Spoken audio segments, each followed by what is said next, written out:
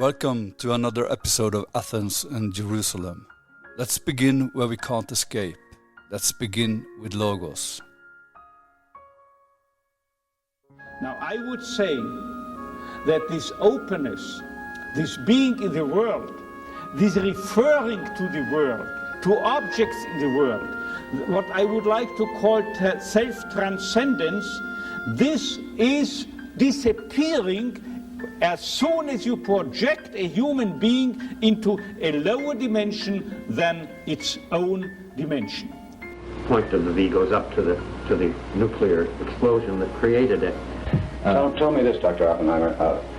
Do you ever become frightened at what you're finding out here in this area that can't be measured in either time or space? You see, that's a real point. Do not be afraid.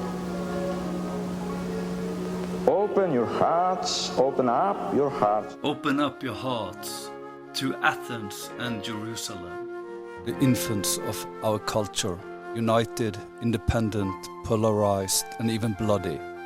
Athens, the cradle of wisdom and rationality. Jerusalem, the cradle of faith and spirituality. In this podcast, we look at reunion. Could reason be more than modern secular skepticism? And could spirituality be more than belief?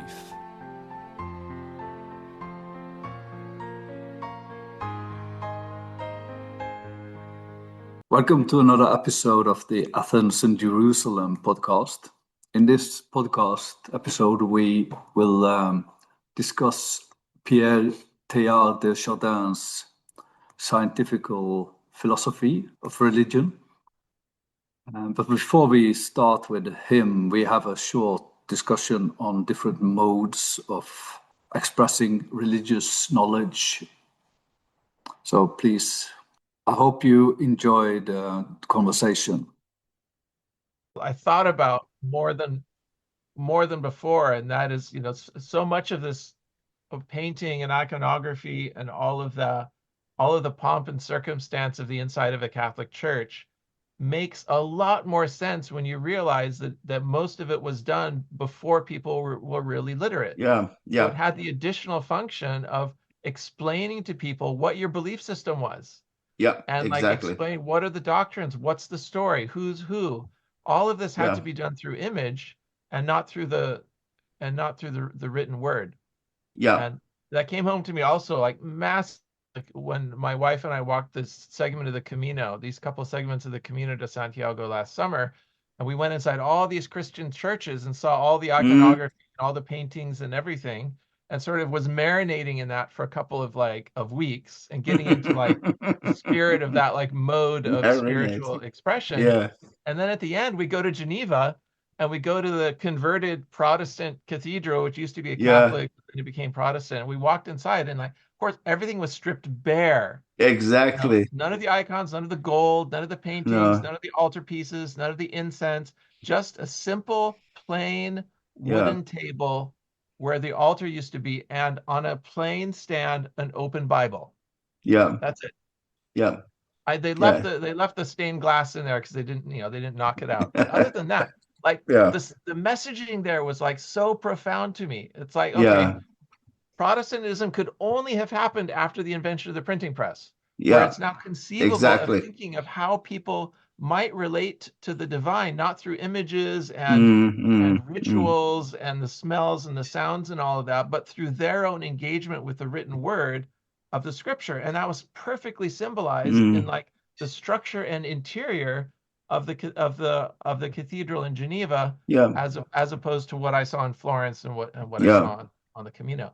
And it's not a matter of right and wrong, right? It's a matter of just different modalities of worship. And that's the even bigger, I think, takeaway is not that, we've advanced now where we can dispense with the icons and just deal with the written word. Well, yeah, some of us can, but others are going to resonate more with the divine through the images and the icons. And I don't think it makes sense to say one is higher and one is lower, or one is right and one is wrong, or one is mature and one is immature, or something like that. These are just different tastes, different spiritual tastes. In today's educational lingo, they're called different learning styles, aren't they, Knut Ove? Yeah. And there's a third one that was developed by both the locals and the missionaries in Africa, and that was putting basically all of the Bible stories into songs. And so illiterate Africans could learn Bible stories by singing them, singing was a natural part of their culture. So these are all modalities that work very well. Okay, I was in a Greek Orthodox or yes, church, and the interesting thing there is that they have like whole stories painted, like sequences. I think there's a very storytelling or narrative way of trying to explain. Yeah, maybe more than in the Catholic Church. Yes, where it's more gold and more. Some stories that is more important. Some iconic. That's right. Yeah, Russian Orthodox icons. I mean, painting icons is of course a special form of art there, and I actually have a little Russian icon here in my room as well. Yeah, they're beautiful. I've visited Jerusalem many times, and my favorite part of the visit each time is when I go at dawn to the Orthodox Church in the Armenian Quarter, and you can slip in, past this heavy curtain and into this like incense-filled room in which the mass is chanted in the Orthodox style. And it's just there's so much smoke and incense and ritual. Yeah. And I just kind of bathe in it. I actually really, really enjoy the experience. Yeah. You can just kind of stand like a fly on the wall in the back and like watch the whole panoply before you. But at the same time, kind of feel part of it. It's very powerful. It is. Especially chanting. I really... Yeah, it's beautiful. It's beautiful. Okay. So I've been rereading some great books. Yeah, exactly. Yeah, because today we are supposed to talk about Teilhard de Chardin. I didn't know about him before you mentioned him last time, Stephen. Really? No, I didn't. You're too young. Maybe, but in a way, it's good to still have to know that you have a hole in your. No, it's not a hole. It's like new things to discover. Yeah. He's like a long lost spiritual brother. He's one of my peak intellectual influences. Him and Carl Sagan and Joseph Campbell, I think, might. Top three. Maybe you should say a little bit more about this spiritual. Maybe I could briefly introduce him. He was a Jesuit priest and at the same time a working paleontologist, which is like an amazing combination for the mid-20th century. And he did most of his writing in the first half of the 20th century. He died in 1955, wrote copiously. Almost all of his stuff was published posthumously because under the constraints of being a Jesuit priest, his ideas were too far off the map, and so he was forbidden by the church to publish his ideas. So they were published after his death. He is an example of someone who maintained to the end this deep, like abiding belief in the truth of Christianity, and in the centrality of Jesus and the divine event of the coming of Jesus. He was able to assemble that into a view of the universe, which was one which I think was pretty unheard of at the time among believing Christians, which is one that fully embraces the idea that evolution is the central narrative of the universe, physical evolution. And as a paleontologist, he had saw the evidence with his own eyes and was equally convinced of the physical reality of evolution on this planet, which in his mind expanded well beyond the borders of just digging up old bones, he saw this evolution as a cosmic process that had its beginning origins with the Big Bang, and that there was an arrowhead of the evolutionary process throughout all of this, with a through line of increasing consciousness built upon increasing complexity of the physical substratum, whose endpoint for him he defines as an omega point, which is the ultimate reunion of all things in God. So he and the omega point is the same as the alpha point. So the beginning and the ending are ultimately the same, which is everything proceeds from God and returns to God. A theme which we've discussed, I think, in several episodes.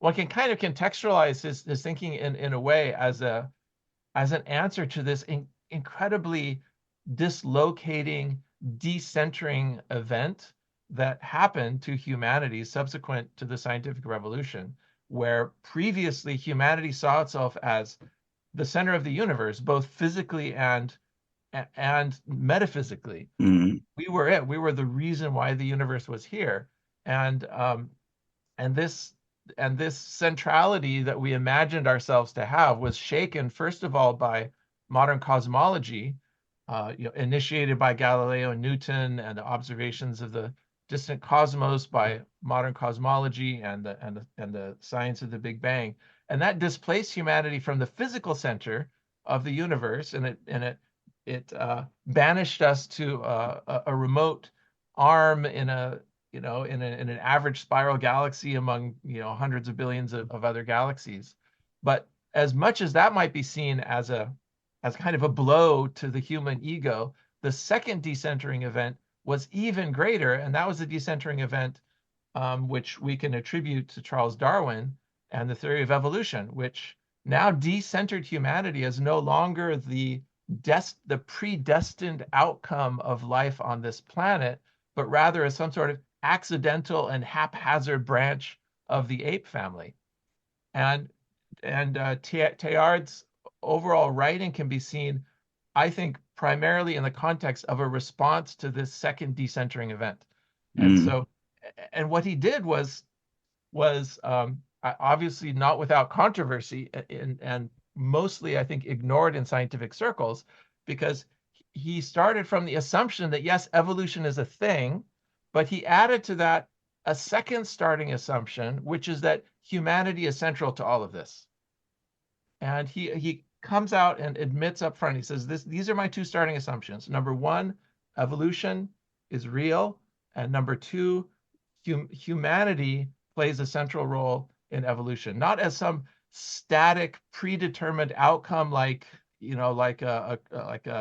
a creator God writes it down and says, this is what I want to do, and then as a blueprint, and then he makes towards that, but rather as a kind of dynamic center, as the leading edge of a traveling wave that travels through time, through this arrow, in the direction of this arrowhead of increasing consciousness. And humanity is like the leading edge of this wave of increasing consciousness. And so, and this is where one could identify like the primary point of disagreement that say a modern scientist would have with Teilhard's ideas, and that is that Teilhard believed that evolution ultimately has an axis to it, that it's not just a random walk, but that there is a direction to it, and the direction is towards what he defines as this omega point, or this union with God. And I mean, he was incredibly ahead of his time, I think, and I think not acknowledged enough. I don't feel like his ideas are part of the science religion dialogue of today as much as they really ought to be, because his thinking was so ahead of his time. I mean, I sketched out like 4 different ways his thinking was ahead of his time. In one, first of all, he acknowledges totally the role of entropy in all of this. He recognizes that from the physics point of view, the universe is running towards increasing disorder, and he was able to locate this increasing order of consciousness within the context of a universe in which entropy is the rule. Describes life as an eddy rising on the bosom of a descending current. So you had this image of the two complementary forces. Second of all, he does this in a way that avoids metaphysical dualism. And that's like, that would have been the go-to way of resolving the two, is proposing there being a kind of two-level structure to the world with spiritual forces impinging upon the material world as a kind of blank check that you can write and say, well, the spiritual forces intervene whenever they need to get things done in harmony with what we observe to be physical evolution. But he didn't go that direction.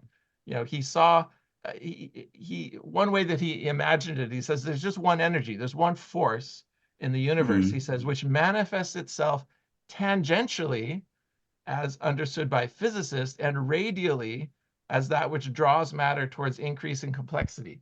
So he saw everything as, in one way, the process of evolution as circling around a center point, which is God, and the radial direction is that which gives evolution its direction, whereas the tangential forces are the forces of entropy and the forces of physics. So that was his attempt at trying to understand material and spiritual within a framework of monism rather than dualism. Could I just, before Stephen, before you take number 3 and 4, just to be sure that I understand, because does he in a way say that this energy, this one energy, this what makes a direction in matters, that is spirituality? Yes, and he's speaking, I guess, metaphorically about it. He's not literally all radial forces are spiritual forces and tangential forces are material forces, but he's using it as a grand metaphor for a way of thinking about the universe in which two distinct kinds of movements can nevertheless be understood within a single framework. Mm-hmm. And number 3? So the third is that he saw ahead of time what has now been labeled as the hard problem of consciousness. Kind of before David Chalmers made it a thing a few decades ago in the philosophy community, he saw this being the problem that secular attempts at explaining evolution was unable to resolve. He said it beautifully in the book The Phenomenon of Man, which I read in preparation for this conversation, and he said it in the following way. He said, the apparent restriction of the phenomenon of consciousness to the higher forms of life has long served science as an excuse for eliminating it from its models of the universe. A queer exception, an aberrant function, an epiphenomenon. Thought was classified under one or other of these heads in order to get rid of it. But what would have happened to modern physics if radium had been classified as an abnormal substance without further ado? And he's referring to the discovery of radium in the very early part of the 20th century by Marie Curie, at a time when the physics community, at least a large element of the physics community, was saying, well, we pretty much figured it out, and now we're just tucking in the rest of the details. And Marie Curie comes along and with the discovery of radium, the seeming minor exception to things ends up shoehorning in an entirely different way of looking at the universe into what was this very tidy, compact world that just was ruled only by the laws of mechanics, electrodynamics, and thermodynamics. It opened the door to the entrance of quantum mechanics. And so he sees consciousness in a similar sort of light. You can try to explain it away by saying it's just some sort of epiphenomenon, but he thinks that it has the same role that radium played in the early 20th century. If we follow the thread, and take the existence of consciousness seriously, then it's going to open the door to a new way of looking at the physical world. And the fourth way I think that he was really ahead of his time is that for him, the direction of all of this, the movement of consciousness, is not just towards a greater mass of conscious beings acting together in some coherent way at the cost of the loss of the individuality of the individual. In other words, the movement of consciousness back towards God is not a movement in which the individual is dissolved in some sort of collective entity. he saw, and this has implications for how he thinks about democracy, for example. He says, if democracy is to be viable and stable, the resulting unification in the future of this omega point, he says, must not stifle, but on the contrary, must exalt the incommunicable uniqueness of each separate element in the system. So for him, the spiritual direction of the cosmos is one that at the same time heads back towards a kind of primordial unity and an acknowledgement of the oneness of the human species. That's ultimately the goal of this process on the physical planet. But at the same time, that evolutionary process leads to a full, what he calls hyper-individualization of the individual and the full unlocking of the spiritual potentialities of individuals, which can only happen in the context of the kinds of freedoms that democratic governments offer to humanity, as opposed to more authoritarian forms of government. So there are political implications for this as well, which he doesn't discuss so much in The Phenomenon of Man, but he discusses it in a few pages in another one of his books called The Future of Man. And I think what this does is like so relevant and important for today, where you have on the one hand the identity politics of the left, and you have the nativist politics on the right. And both of these extremes that we're being pulled towards one or the other extreme are too limited, because both of them see humanity in terms of a subset where the identity resides primarily in a subset. Whereas for Teilhard, the omega point, the sort of the arrowhead of the evolutionary process on this planet, is the direction of the acknowledgement of the unity of the human species and a kind of overarching love that transcends just love for neighbor or love for one's own race or one's own nation, but extends all the way to love for humanity. So all of this he was writing about when he wrote The Phenomenon of Man, which is, I think, in the 1940s. Really, really, I think, advanced stuff. And so, I don't know. So to me, so relevant to the science religion conversation and relevant to the political conversation of today as well. I think the Phenomena of Man was written before the Second World War, but maybe The Future of Man was written after. Yeah. Because in the way he writes about democracy and pluralism, then it reminds me also of Hannah Arendt's critique of totalitarian systems, because they in a way they remove the possibility of plurality. That's what they are trying to achieve. Yeah. They will, of course, they will never make it. It's like trying to. It's a very hubris way of thinking of what we are able to do if we are thinking that we should be becoming homogeneous in some kind of way. Yes. Yeah, you're right. It was written in the 1930s. So just even more astonishing where his mind was in the 1930s compared to where everyone else was at. How far ahead of the curve he was in the conversation about the interaction between science and religion. I also saw that he wrote like one of his first real essay, Cosmic Life. He wrote during the First World War, while he was he was at the front, in the French front. So it's a few things published during his lifetime that touches on these themes. Yeah, and I think he also plenty of trouble. Yeah, and that's also why he was rejected from given the possibility of writing. But I think also this idea about energy as something spiritual, that this scientific understanding of energy that has some kind of spiritual being, that was something I think he understood that as a very young man. Yes. Yeah. Actually, in many ways, he reminds me of a much earlier well-known figure who I think in many ways had he didn't have exactly the same philosophy, but he had a very much the same kind of approach. He was both a devout Christian, but also I would say, a devout scientist, and that's Amos Comenius. And he also, Comenius, in the field of education, tried to sort of come up with something which was like everything to everybody.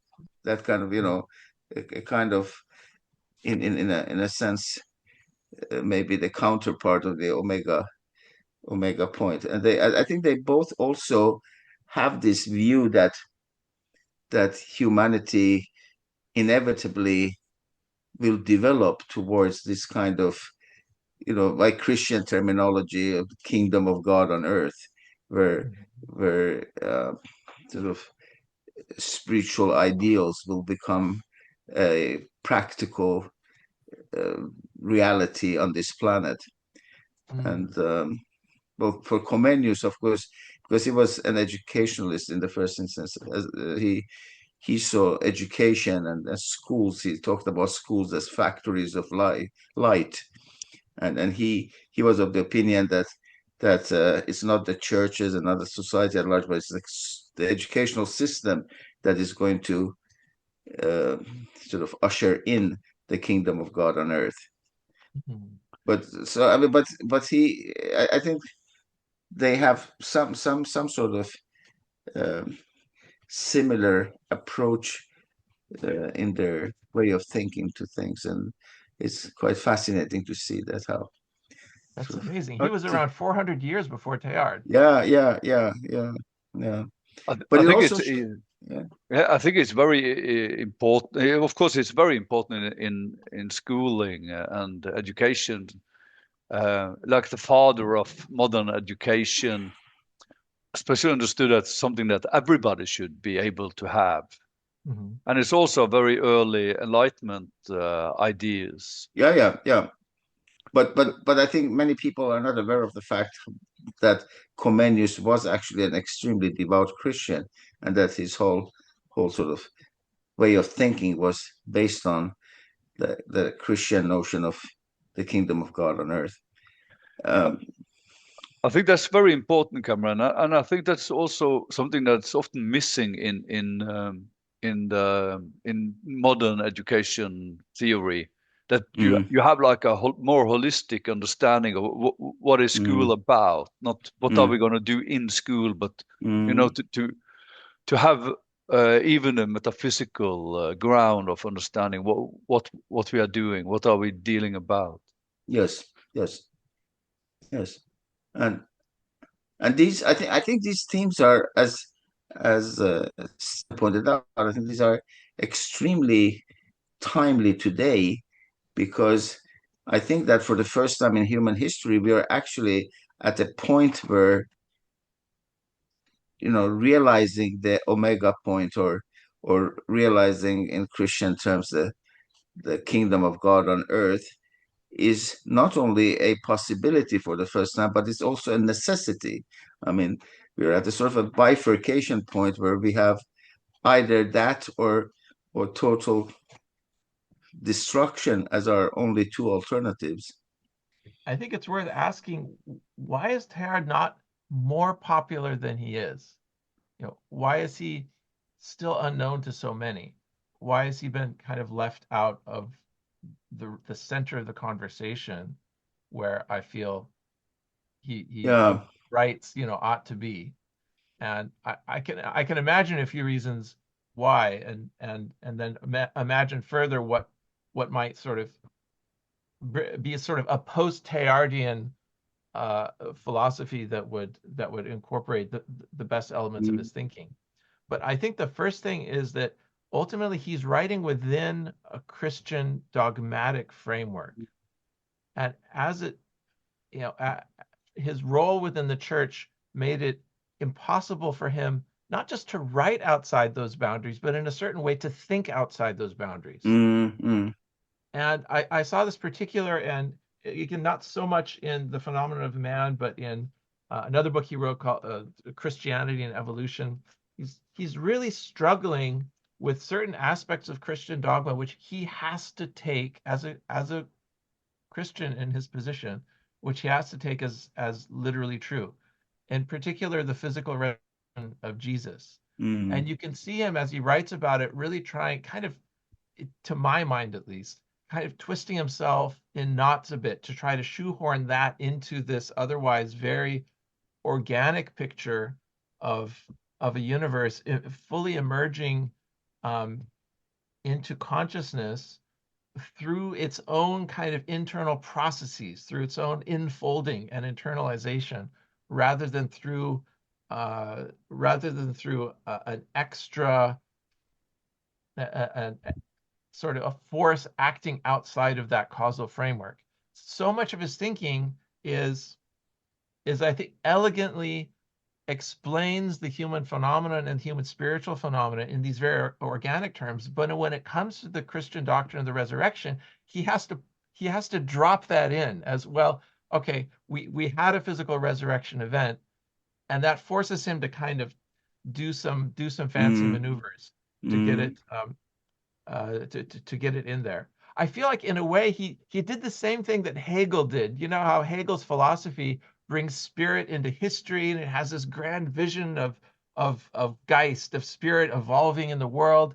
But Hegel was a man of his time, like all these other philosophers were. And for Hegel, the ultimate culmination of this whole process of spirit in the world was, drum roll, 19th century, German nationalism. It kind of it ended at a point where, oh, you're not surprised, realizing he's a man of his times, so he was unable to think himself out of that final box, and he placed the sort of the apotheosis of his philosophy at the present time. And I think in a similar way, Teilhard is doing the same thing with Christianity. I mean, he's acting, thinking, writing within a Christian framework, and so ultimately he's not able to think himself out of that box. Yeah, I think I think another thing he does is he has this idea of noogenesis, of the planetary envelope of mind, which is supervening, but in an organic sense, upon physical life on the planet. That you can think of the troposphere of the Earth almost as this kind of thinking layer of the Earth, this noosphere. But for all that his thinking is so cosmic and goes beyond this planet, he never really thought that evolutionary end event of a united planet, a united human species, would actually go beyond this planet. He thought it would just kind of end with this planet. Yeah. He writes about this at the end of Phenomenon of Man. He says the human organism is so extraordinarily complicated and sensitive, and so closely adapted to terrestrial conditions, that it is difficult to see how man could acclimate himself to another planet, even if he were capable of navigating through interplanetary space. The stellar durations are so immense that it is difficult to see how in two different regions of the heavens, two thought systems could coexist and coincide at comparable stages of their development. For these two reasons, among others, I adopt the supposition that our noosphere is destined to close in upon itself in isolation. And I feel like that's a bit of a limitation of imagination as well. I mean, we can, I think, imagine with modern technology ways of projecting our consciousness beyond the limits of our planet through means other than physically removing ourselves beyond, through the artificial intelligence, just as an example. Not to mention the possibilities of genetic engineering. If we really master the art of genetic engineering, we may be able to engineer our bodies in a way that makes them suited to life on other planets, while retaining the thing that we consider essential to us, our consciousness. So I think on both of those counts, one can, I think, absolutely forgive him for being just a person of his time and not really thinking out of the box. But there's a third way that I think that his thinking is a little bit, well, I don't know, limited, but this is the way he saw his own thinking that may be an even more important reason why he's not considered like central to the dialogue today, and that he saw his own work as a work of science and not as a work of philosophy or metaphysics. And this is right, the first sentence of the preface to The Phenomenon of Man. He says, if this book is to be properly understood, it must be read not as a work on metaphysics, still less as a sort of theological essay, but purely and simply as a scientific treatise. The title itself indicates that. And if you're going to treat his thesis as a scientific thesis, then you have to be able to propose a scientific test for it. What test could distinguish his view of evolution as fundamentally directed from those, the majority of scientists working in the field, who would say, no, evolution is a random walk and there's no ultimate direction beyond that? What evidence could be presented for or against that hypothesis? He was never able to propose that. And it seems to me that on the evidence that we have, both of these ways of interpreting the evidence, either the random walk or the directed process, are ultimately premises that we just superimpose upon that evidence. I mean, the evidence itself is consistent with either one of these premises. And the modern scientific community, I think, not without justification, says, well, the premise that it's a random walk is a simpler premise, because it doesn't require this whole like metaphysical framework of a God that created and that everything is returning to, and of course the whole framework for Teilhard of the Christian dogma that he has to shoehorn back into it. It's just a simpler theory to say, look, yes, there's incredible complexity. Yes, consciousness is an amazing thing, but guess what? The universe is really old and it's really big. And in an old enough and big enough universe, the most improbable things become nearly certain. And that would, I think, be the response to a Teilhard, is that, yeah, okay, that's a nice story, and it makes us feel good as human beings, vanishing, ephemeral, life on this planet. It makes us feel good that we're like an intrinsic part of the universe. But, our theory of the universe doesn't need ultimate direction. Our theory of the universe gets to the same endpoint of consciousness and all the cool stuff that we see on this planet. It gets to that same endpoint by simply saying the universe is big and it's old, and we have a random walk with enough steps to get complex life here. But are you sure that this is what he understood by science? That he? I'm not sure. What would you propose as an alternative? I was just wondering if he, in a way, were trying to expand the whole idea of what science is, because there's always these limits with modern science, and especially this kind of demarcation that you have to be able to test or to make a new example of what you have done. But so I was just wondering if you're just trying to say that based on what we know about human existence through science, okay, we end up in a lot of questions, and okay, these questions are often presented as metaphysical, but now I will try to how to say it, use some kind of logical validity, to use like rational logic to make arguments in trying to express, to go beyond the limits of modern science. Yeah, I mean, to build on that, to me, the reason why the Chardin has not received the kind of recognition due to him, and this whole, his whole project is exactly due to the fact that he was trying to do what we are trying to do, to bring Athens and Jerusalem together, and he got shot by from both directions.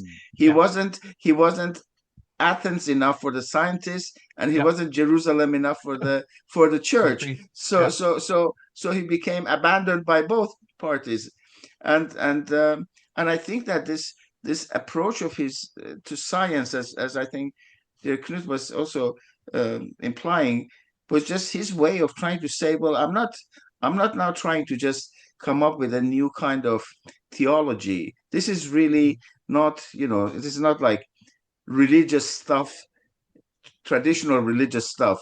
This is actually a scientific approach to things. But because we don't even now yet have that kind of a, how would I say, a kind of a real discourse or even a language for the integrated worldview of Athens and Jerusalem, you have to take one or the other as your sort of, I don't know, as your matrix, as it were.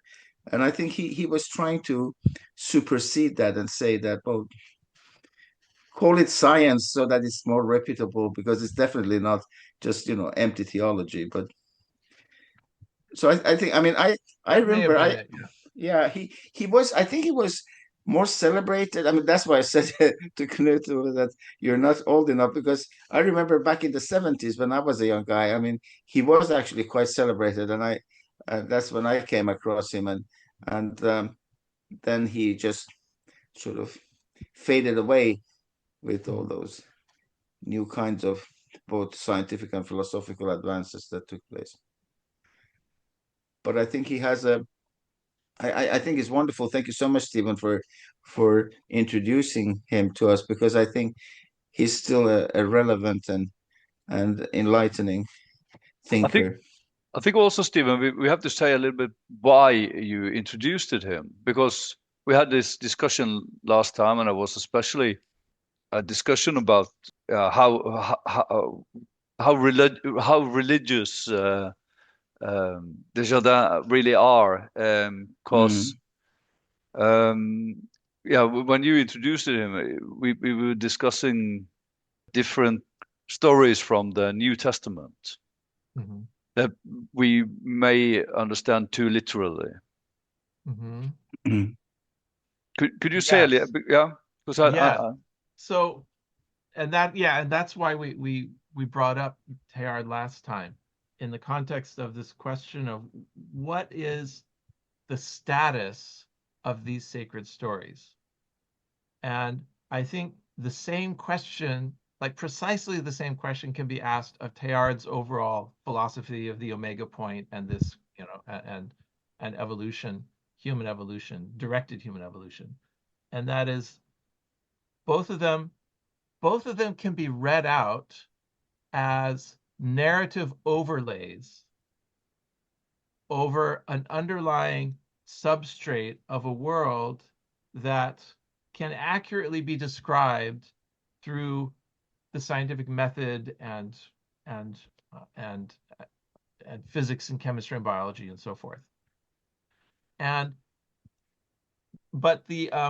But rather than saying that doing so is just a fancy way of dismissing them, saying it's a narrative overlay, saying it's a mythic framing, saying it's it's sacred metaphor, rather than saying that this allows us to just kind of nod at them in sort of half feigned respect, but then go our own way and like continue traversing the world as though there were no meaning at all within it. Perhaps it's possible to think of these narrative constructions, to use a too clinical term, as, even if they don't have the scientific backing behind them to be proven out as a scientific theory, and if Teilhard was like calling it a scientific theory, understanding this, maybe he wasn't. I'm not sure what was in his mind when he calls it a scientific theory. But if Teilhard's own conception of evolution that he so eloquently lays out in all of these books, if it's not really a scientific theory in the sense that it makes predictions that can be tested, but rather it's a story that somehow activates human consciousness, somehow impels and catalyzes, awakens our imaginations, gets us moving in the direction of being more open to the other, gets us moving in the direction of seeing ourselves as one species rather than competing interest groups, identity groups, nations, and so forth, then maybe that goal is itself the thing that makes it true. In the sense that and if we could maybe loosely define this in a, I don't know, quasi-scientific way, it would be that the creative imagination, as represented in these sacred narratives, is represented in Teilhard's philosophy. The creative imagination is the boundary condition of a universe that must be observed to exist. Mm-hmm. That was I think a lot of what we were talking about last conversation, and I feel like it maps onto the conversation of Teilhard as well. Mm. He's giving us a way of understanding our place in the universe, which is kind of it's, of course, it can't fly in the face of what we understand the facts of the world to be, but the facts of the world admit of various interpretations. Mm. Among them, you can always overlay theism on top of the facts of the world, because a sufficiently powerful God can always arrange things just so that it accords with the facts of the world that we observe. So yes, the facts of the world are consistent with theism. It's not a direction a lot of intellectuals would go, because they feel, I think not without justification, that that's kind of a too complicated way of describing the universe. And it just begs the question of where all of that complicated spiritual machinery came from. But the facts of the universe are also consistent with more simple ways of understanding, more simple sacred narratives that don't posit this kind of external agency that then has to be explained. What Teilhard did, which is, I think, so brilliant, is he said, look, we can get spirituality as a kind of process of involution, of cosmic evolution that ultimately turns back upon itself in the sense of consciousness awakening to its own identity, and thus kind of eliminates the need to have this external creator God. That's highly complicated by the fact that as a Jesuit priest, he could never say this, even if he believed that was the case, because that flies in the face of the dogma. But if that's where he was going, then why not? Why not that be the way of resolving science and religion, of understanding religion, religious narratives, sacred narratives more generally, philosophical systems even more generally, as part of that matrix of the human creative imagination on this planet, presumably going and zooming out. Consciousness has other matrices and other ways of imagining and other ways of being on other planets that all collectively form a kind of boundary condition of the universe. A universe that we already know from quantum mechanics has to be observed to exist. This mystery of the quantum measurement problem, I could easily be accused of pulling a fast one there and then suddenly turning quantum mechanics into mysticism, and that's I mean, I have to, I guess, own up in a sense that I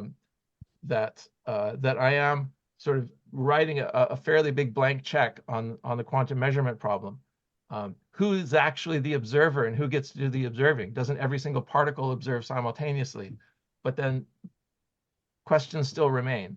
But on the largest scale, I think there's the question of how the universe comes into being initially if there's nothing to observe it. It would simply exist in a state of mathematical ambiguity of many potentials, infinite potentials overlapping, until it's observed, and then you get an actual universe. So who's doing the observing in our sense? I think this could dovetail very nicely with Teilhard's idea that the thing that's doing the observing is us, but in the sort of divinized sense. Us as a temporary manifestation of the one on its process of becoming the many before it returns to the one. And in this temporary state of the many, we have all these different theories, all these different religions, all these different systems that help propel us back towards the one. And the scientific validity of these theories and systems is not the main point at issue. The thing that renders them living, the thing that renders them active and true in the capital T sense of the word, is the degree to which they help propel consciousness forward, back towards and forward towards what Teilhard calls the omega point. So maybe could one maybe conclude from what you just so eloquently pointed out, that this whole scientific ideal that the simplest explanation is the most valid one, it might be relevant to explaining physical realities. But when we come to the level of human consciousness, then that is no longer uh, the case. It actually becomes almost the opposite, that whatever can be most comprehensive, the one that sort of reveals the greatest potential, is the best model, rather the one that is the most sparing and simple. Although I would argue that my proposal is the simplest model. I mean, what's simpler than a circle? I mean, yeah, okay, right. It's the most perfect, simple geometric figure. And this whole, this whole conversation can be reduced to the mathematical statement that you cannot have a circle of radius 0. Mm-hmm. That's it. Stated mathematically, that's all that I'm saying. You cannot have a circle of radius 0, right. Because when it becomes radius 0, it's a point, and now it doesn't occupy any space. But a circle of radius non-zero radius now has now you have arcs of ascent and descent. You have a shape of the thing, and that shape of the thing ultimately, in Teilhard's vision, is the procession of things from alpha to omega and everything in between.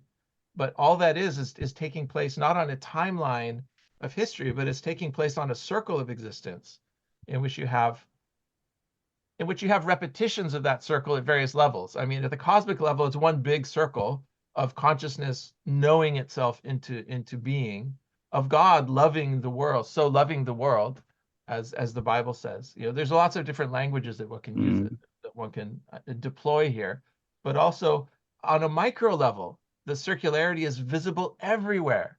It's the I-thou relationship of every that pervades the universe. It's the circular movement of the planets and the atoms and electrons around the nucleus, and it's the cycle of the seasons, and it's the birth and death of human life, and it's the rise and fall of civilizations on larger timescales, and it's the birth and death of planets and suns.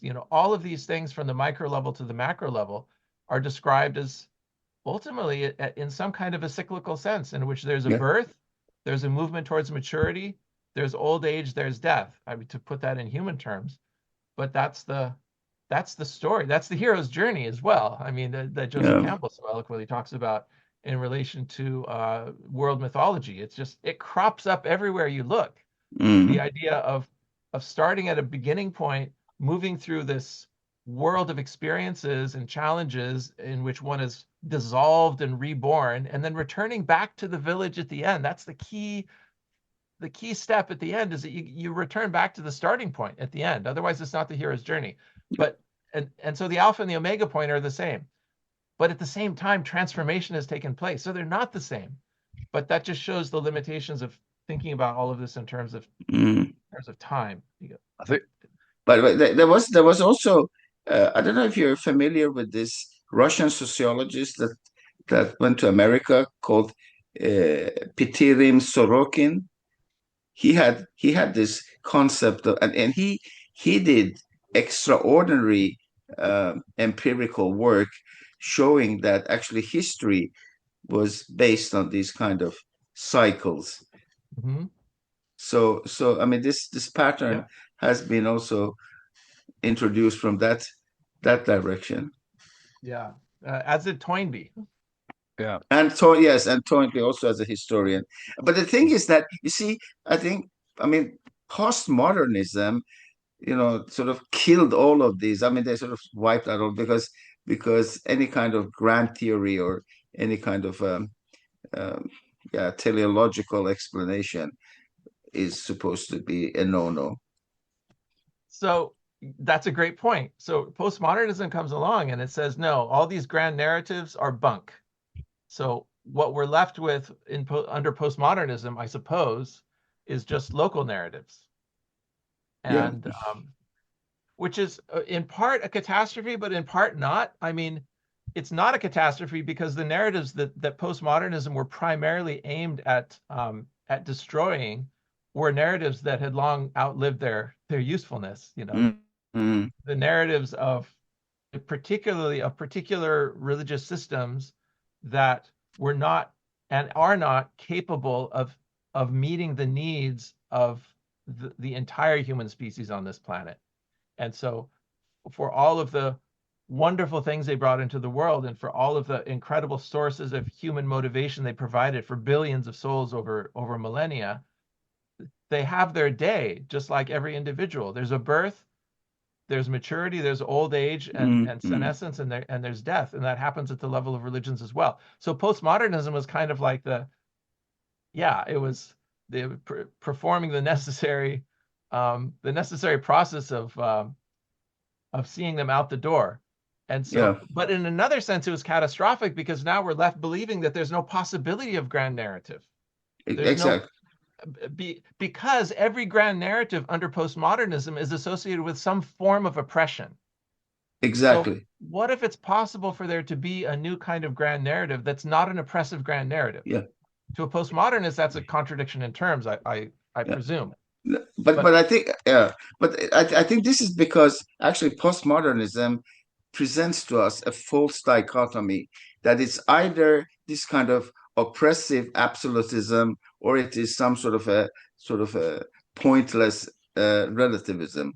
And I think that there is a middle position, which is not that there is something that is in detail preordained, even though there is a direction, and that where I think sort of a deterministic and a free choice sort of narratives can combine, and I think this is something that we should try to develop further, because I think that this dichotomy is, like most dichotomies, is pointless and just stops us from seeing the larger picture. I think we have to give postmodernism credit for a couple of things. First, for introducing like a proper degree of epistemological humility when talking about grand narratives. And secondly, of lifting up previously suppressed smaller narratives that needed to be lifted up. And I think that has to be acknowledged. I mean, postmodern has given space for all sorts of people who otherwise had no voice and under the previous narratives.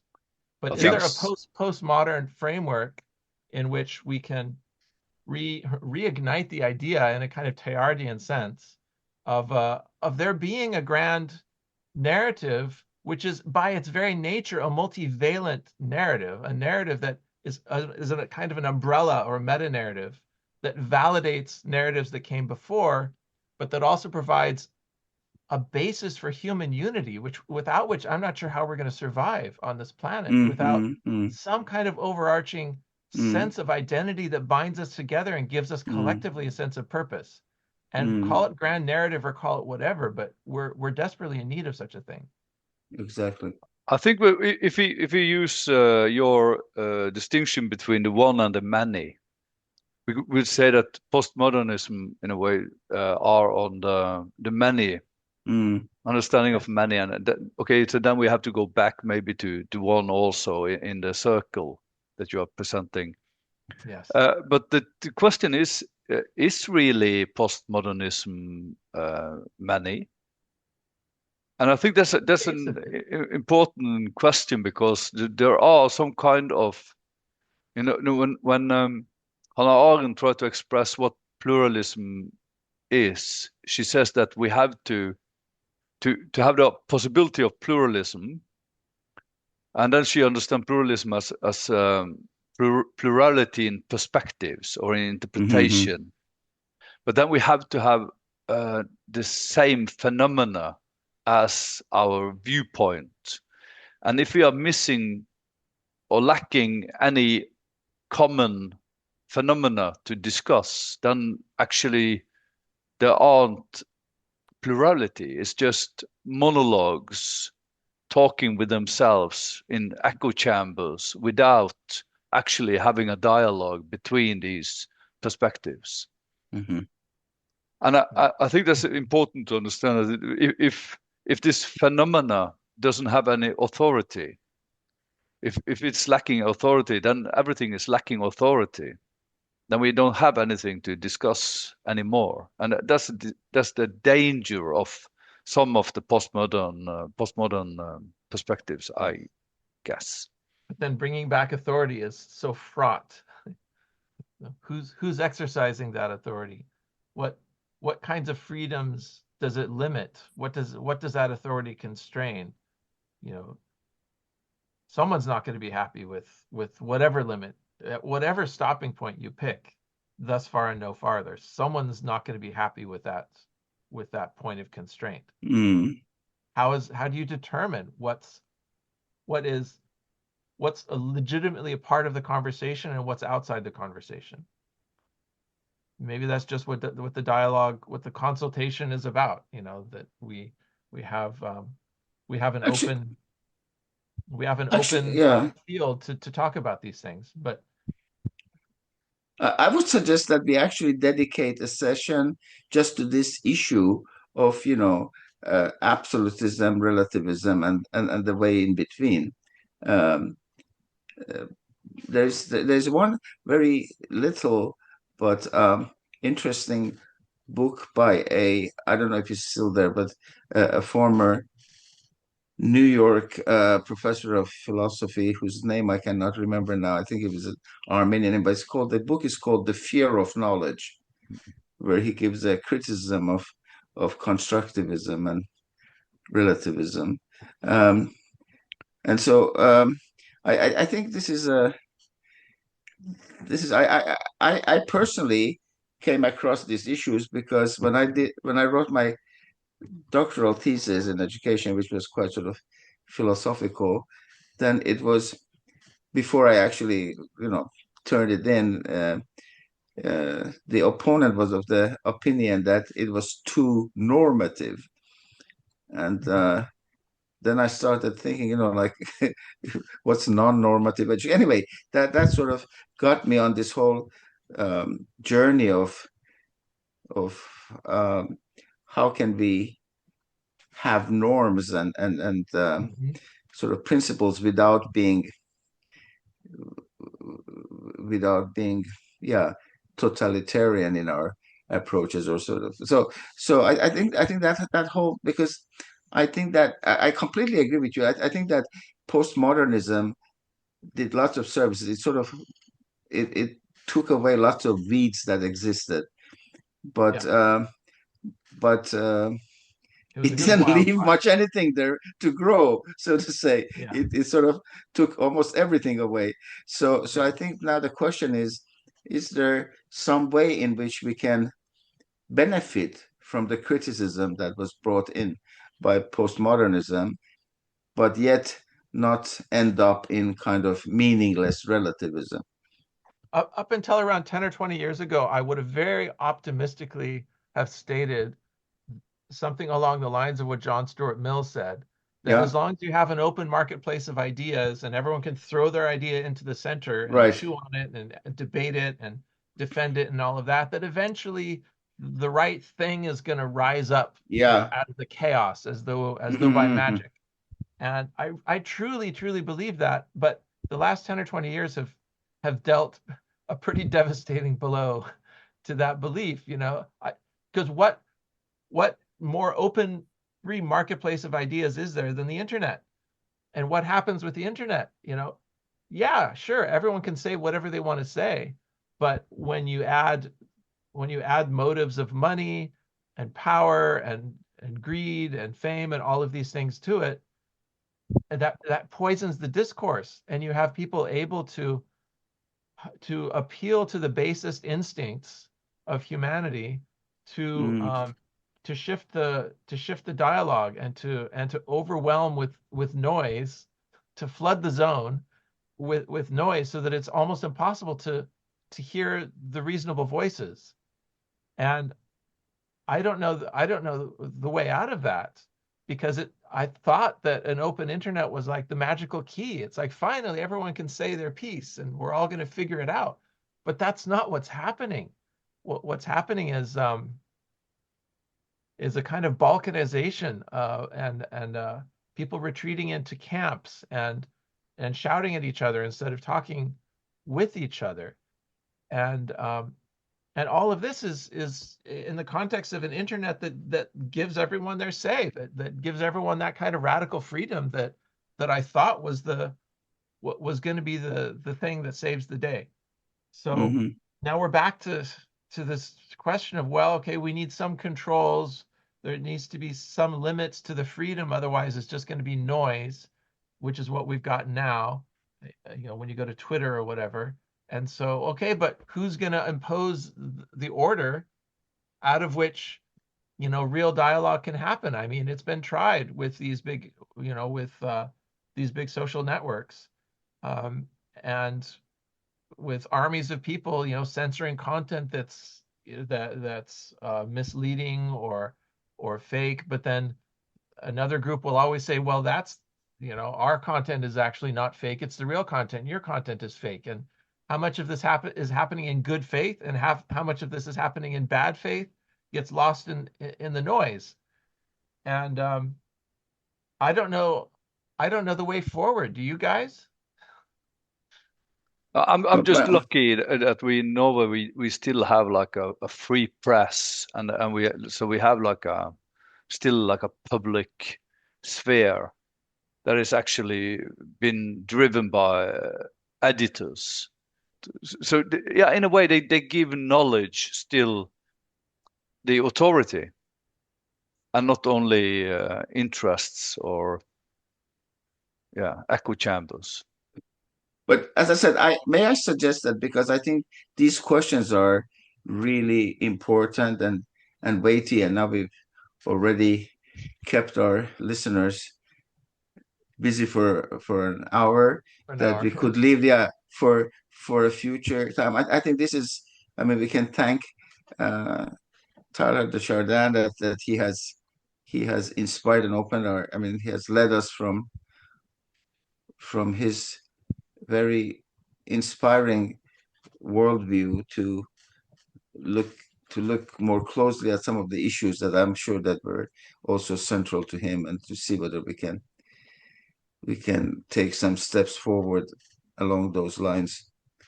But really, I think we need to remember him with great gratitude and respect, because he tried to do something which I think was very central and important to the well-being, for the humanization of humanity, and that is bringing Athens and Jerusalem together. Yeah, I think we'll end there, Cameron. Nice words, and then so thank you for listening, and see you next time. Yeah, thank you for the conversation. Yeah. You have been listening to Athens and Jerusalem, created by Cameron Namdar, Stephen Phelps, and Knut Ove Essay. Nora Juel is the technical support. Music is pieces of Edvard Grieg's Morning Mood. The voices in the intro are Viktor Frankl, interview with Robert Oppenheimer, and Pope John Paul II. Thank you for listening, and please check out another episode.